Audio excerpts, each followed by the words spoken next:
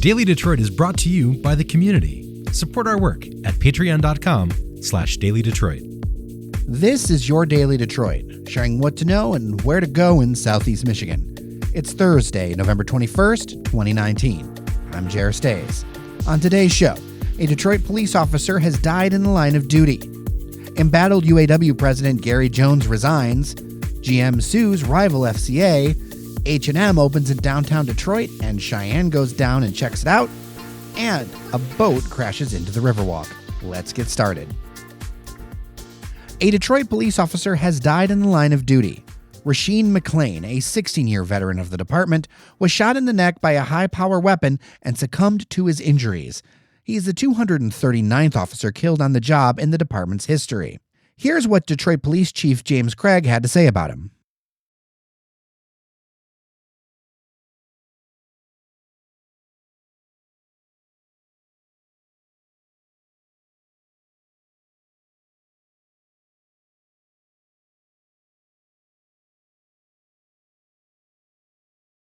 McClain leaves behind a wife of 10 years. His partner was shot in the leg and is in serious condition at Detroit Medical Center's Sinai Grace Hospital. He has spent 2.5 years with the force. The incident happened on Wyoming in Detroit's 12th precinct. The 28-year-old suspect, who was on parole, is believed to have broke into the house looking for his girlfriend.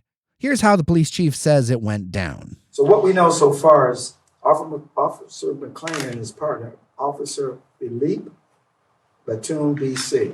That was his partner for the evening. He has 2.5 years.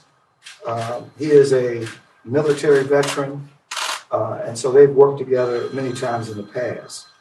So once both officers arrived on the scene, as I reported out yesterday, they were met with occupants of the residence. They advised that the suspect was inside of the home and armed with a long rifle or a gun.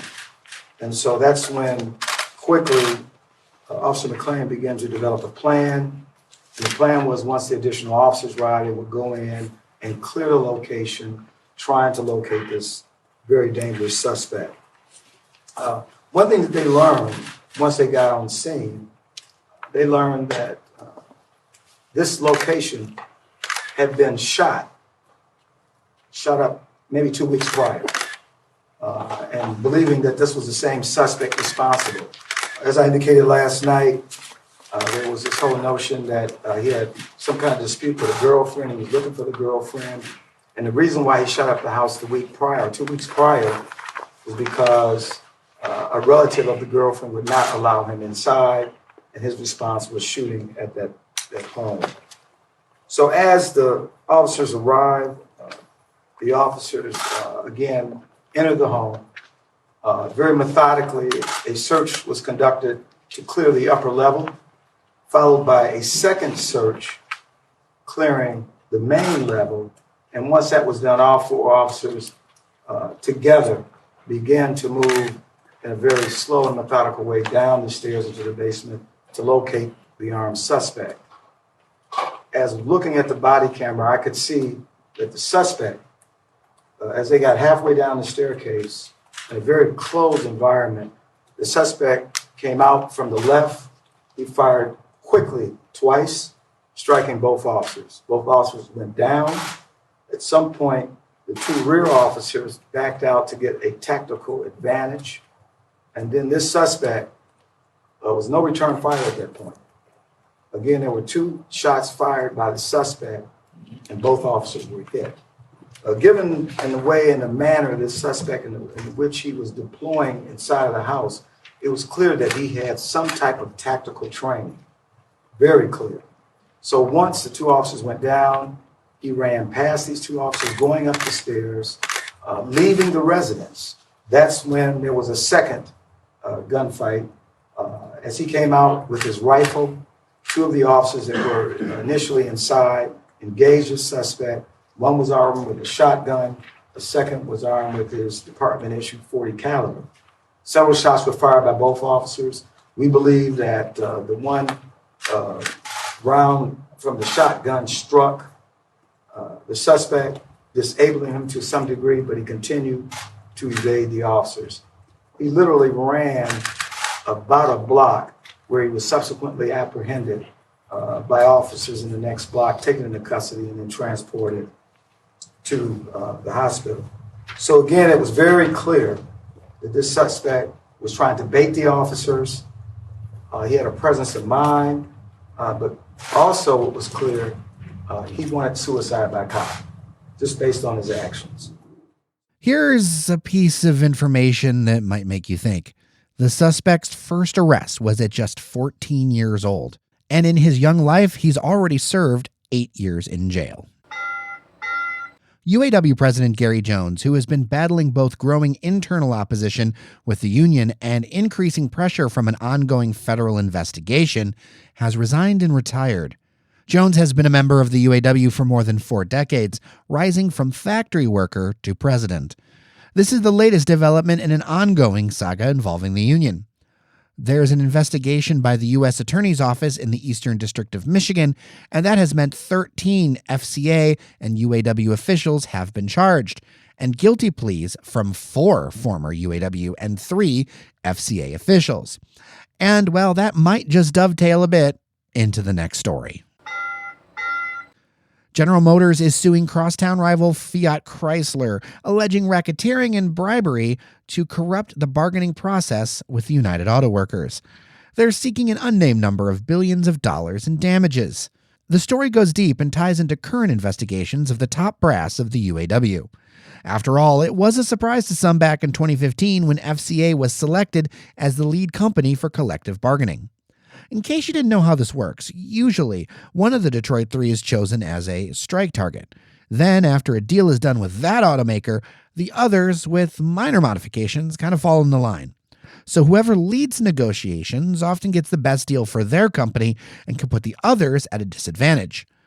GM accuses FCA of paying bribes to UAW officials to get wage and work practice advantages over GM in 2009, 2011, and 2015.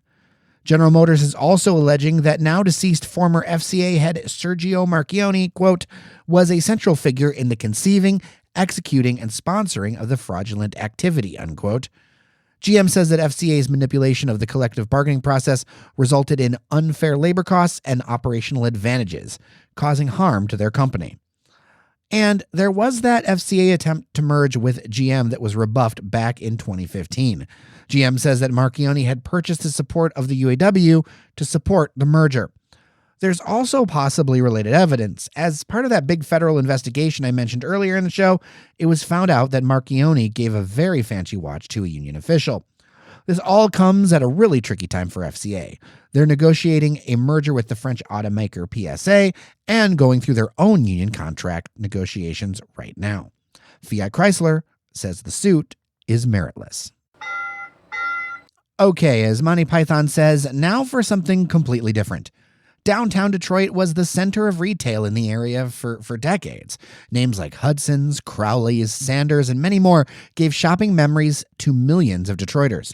There are many pictures of old Detroit, filled with shoppers and workers scurrying up and across Woodward. I actually worked covering the demolition of the Hudson's building back in the day, and remember hearing the stories of wonder from folks. They were absolutely beautiful.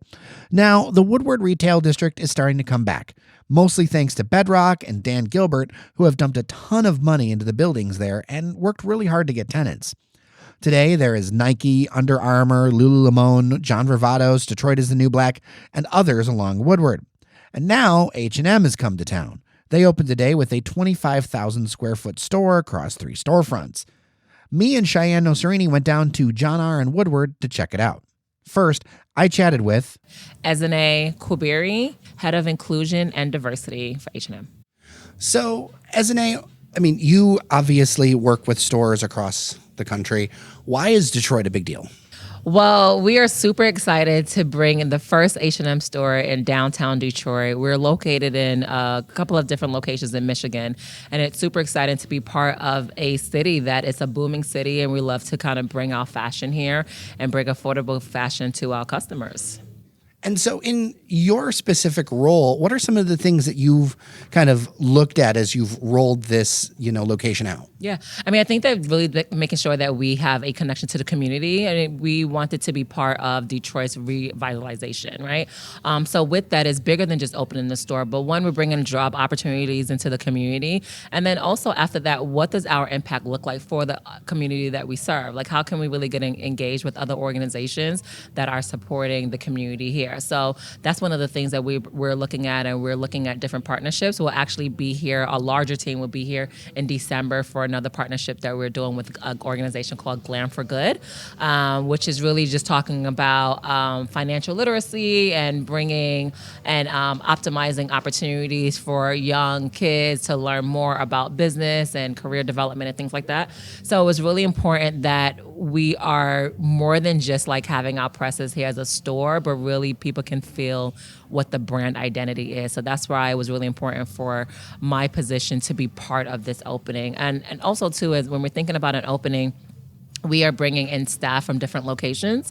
So it's a great learning opportunity for them too, because they're going to almost be like training the new staff that are going to be in the store.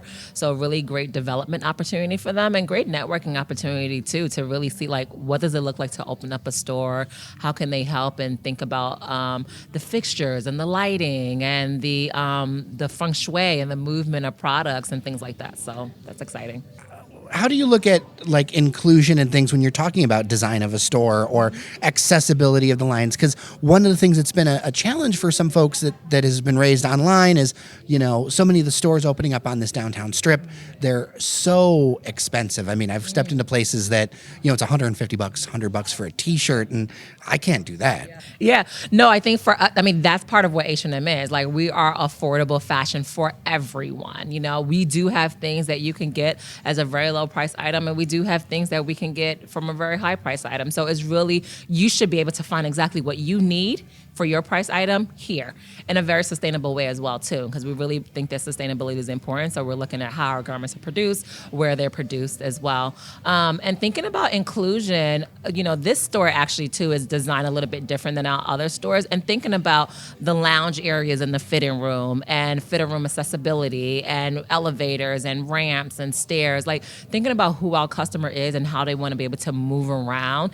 Even the levels of our shelving is something that we consider too. So in the kids department, you may see shelves are a little bit lower, and that's by intention, because we want the kids to be able to reach for the garment that they are looking for and not just wait for whoever the adult that they came to shop with. So all those things are taken into consideration for the store.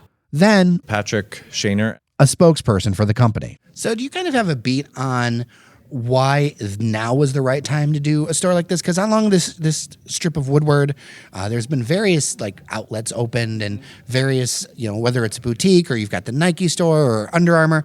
What about the market said it was time for H&M?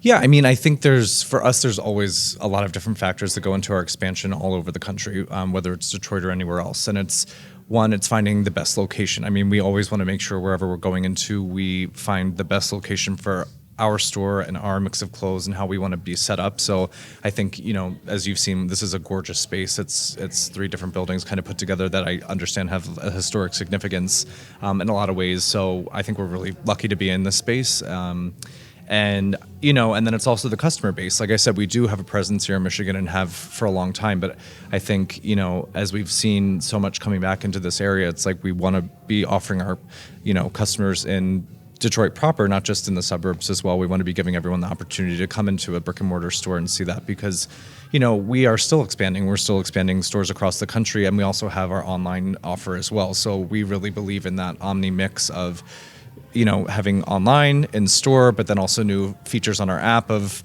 how that mixes together, and you can shop in a multitude of different ways, which is, how our customers are shopping. So we're just trying to meet all of those needs for everybody. One of the things, and kind of as we were kind of getting a tour of the store that you talked about, is sustainability. Can you talk a little bit about what that means to H&M? I can, for sure. This is one of my personal favorite things that we do, but we really have a robust sustainability program that, overall with H&M globally has been going on since the mid-90s. Around 1995 is when we kind of codified it. But there's many different things that happen from the store level to the corporate level that we're doing. We, in terms of probably what would hit customers most, we are like the first global retailer to start a take-back program of clothing that in every single H&M around the world, you can go in and take garments back. They don't have to be H&M garments. They could be a bed sheet. They could be a sock with a hole in it. It doesn't matter. And we work with a third-party company to give those garments a second life, because so many people throw clothes away and it goes to landfill, and that's obviously horrible for the environment. So what we work to do is either, get that resold in some way, or it's remade into a new material, or it's, if it can be broken down, to remake new textiles. So, we all understand that there's a long way to go with, recycling of fabric and sustainability, but we truly believe that we want to be leading the change in that area in terms of retail. And, there are many, many things that we do beyond even that. I mean, there's today 57% of our entire collection when you come into an H&M store is made from sustainably sourced or recycled materials. We have a goal by 2030 that everything you buy in H&M will be made from recycled or sustainably sourced materials.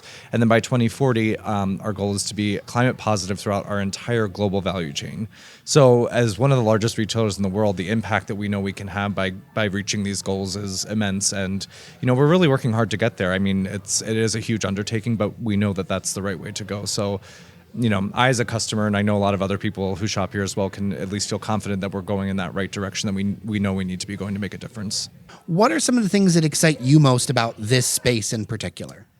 I mean, just the look of it. Even when I think when I just came in, I mean, I'm still a customer myself, even though I still work here. But it really is such a beautiful space. It's kind of a new look for us, new finishes that people might not have seen in an H&M before, especially in this area. So it's a lot of the natural woods and a lot of different elements as well. But I think it's a big store. It's about 25,000 square feet. As we said, it kind of spans a few different storefronts. And how does that kind of compare to other stores? Yeah, I mean, I would say it's a little bit larger than average. We have, stores that range from maybe 19,000 square feet to like our biggest one in New York is 64, but that's like a 5-story flagship. So it is a large space. And I think, we have a prime spot on Woodward Street. It's right on this corner. We have huge, beautiful windows. You can see all inside. And it makes me excited when I see it. I think, the construction team and the leasing team and everybody have done an amazing job of putting this together. All right, Shianne Noserini, thank you for joining me here in the studio and on this trip down to H&M. It's no problem, Jer.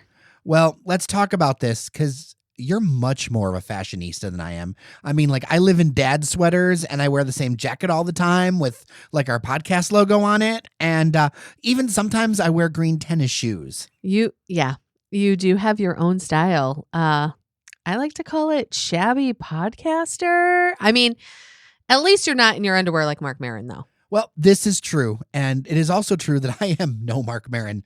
So, Shai, what were your thoughts about this place? So walking right in, the space is light and beautiful and tons of natural daylight coming into the windows. It felt like one of those big retail stores in Chicago. Right. It did. You know what? It felt like a department store almost. Like, go figure. Gone figuring. So there's a lot of natural wood. There's a lot of room to move around. Usually, when you think about stores, sometimes you think, a department store, you're going to be really tight and you're going to have a hard time moving around. I hate those tight catacombs. I've been in a few places where literally I've had to leave because I'm too pinned in. Yeah. So because of the way this store is set up through 3 different storefronts, there's like big walkways so you can get into the different departments. And I think they did a really good job. The designers did a beautiful job. Well, and I mentioned in the opening of this piece about the history of the place. So many people have memories of downtown shopping that like it's kind of a natural fit. Right. It really is. And yes, there is some shopping coming back, like big name shopping coming back, Nike, Under Armour, Detroit is the New Black. But we don't have a department store anymore, right? Hudson's is gone. It's been gone. Yeah. A long time. So to have a clothing store that you can get women's, men's, and children's clothes all in one spot. Yeah. Hudson's closed when I was, I think, 4. Yeah. I mean, downtown Hudson's not. Yeah. Downtown Hudson's. Yeah. So, and I wasn't even in Detroit when Hudson's was open. So I don't have those memories. I only have my parents' memories of what Hudson's was downtown. So it's nice to have clothing that isn't going to cost you an arm and a leg. Yeah, I wanted to get to that because I don't have a kid. You've got a kid. You've got the husband. You've got all the things. You guys are balancing a lot more budget, right, than shabby podcaster here. Right. So I often forget about going to H&M because I don't go to the mall a lot. So having it downtown now means I can go and look for clothes for my son, who is always growing and is always hard on his clothes. So I need a reasonable priced clothing option for him. And what I noticed about H&M is that they have a lot of really cute boy clothes, and you don't really find that in many stores. You might get a couple options, but everything I saw in the store yesterday when we toured it was like I wanted everything for my child. Well, that's definitely a good sign. I also know that there's some friends of the pod that like glitz and glam, and I think their holiday collection. I mean, as I said, I'm not into fashion, but I kind of look like glam Santa. Right. It was. I mean, they had tons of silver sequins and all kinds of and shirts and skirts and shorts and everything. So lots of faux fur, lots of red, lots of plaid, everything you could ever possibly want. Ugly Christmas sweaters, if you would like, or as they call them in England, jumpers. So lots of choices. So do you have kind of any criticisms? So the one thing I noticed while walking through was that there's no clothing for me because I'm a plus size woman. And upon further looking into it, they do offer plus size clothing for women, but it's only sold online. And I have a problem with that because there are a lot of women who are plus size who like to shop in the store and who would gladly spend money if they could try it on in the store.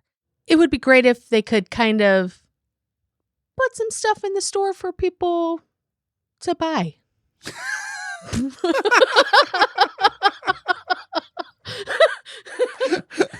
Specifically, you person to buy, as opposed to general people, specifically your person.